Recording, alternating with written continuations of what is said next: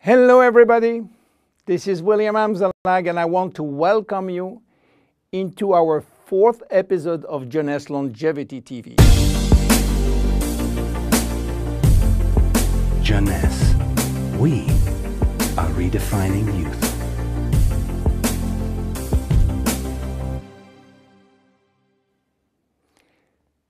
To be born is not a crime. So why should we be all sentenced to death? Is death inevitable?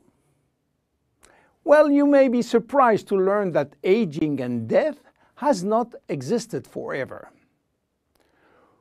4.5 billion years ago, a single cell came into existence. This single cell did not age. It had the capacity to divide indefinitely. But 3 billion years after, some of the cells started to form organisms such as worms, fish, and finally humans. However, the cells were aging, and their ability to reproduce indefinitely came to an end. And today we know why. Those cells, we call them somatic cells, contain a gene that controls the production of telomerase. And this gene was and still is turned off. Without the ability to produce telomerase, the telomeres will become shortened and cells will die. So why there is so much discrepancies in longevity between human and other animals? Let me give you some example. Have you heard about George? George is an American lobster which was born in 1869 and is now 140 years old. He was a sort of mascot in a New York restaurant and got released in the ocean in 2010. He's probably still alive. How come?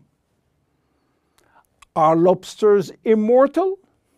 Not exactly, but they do not die of old age because their telomerase is constantly turned on, so the cells do not die. However, they are sensitive to infection in their shell, and they may die from this disease. In Japan, koi fish are known to live very long. They are beautiful fish, usually white with red spot. Some have been given names, and the most famous fish, Hanako, who died in July 1977, was 226 years old. Some turtles also live very long, and one of them, Adwaita, from Seychelles, has lived nearly 250 years. There are even some species which has indefinite longevity, like the bacteria called Arthrobacter, who can be dormant for thousands of years and suddenly wake up. Hydra is the most unique species defying death. When part of his body is cut off, the body regenerates in 2 or 3 days. Hydra will be potentially immortal because it contains stem cells. In case of injury, the stem cells differentiate to form the missing cells and rebuild the missing part. If some animals can have indefinite longevity, why should we be sentenced to death? In other words, do we currently have the knowledge and the technology to live forever? At this precise moment, the answer is no. But here is what we do know. We can already reverse aging in human cells. What we don't know for sure is whether we can reverse aging in you or in me. We can drastically slow down diseases and the aging process far more than people realize. But we don't have yet the magic bullet to extend forever human life. So what it will take to keep us alive long enough?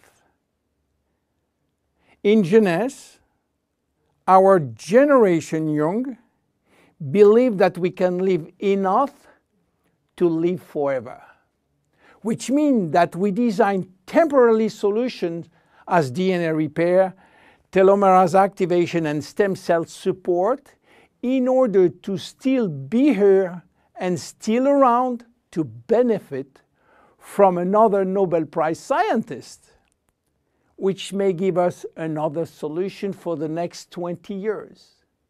That will give us time to wait for the next discovery, and so on. Yes, immortality is just around the corner. My name is William Amzalag, and I am Generation Young. See you at the next episode. Thank you. Jeunesse.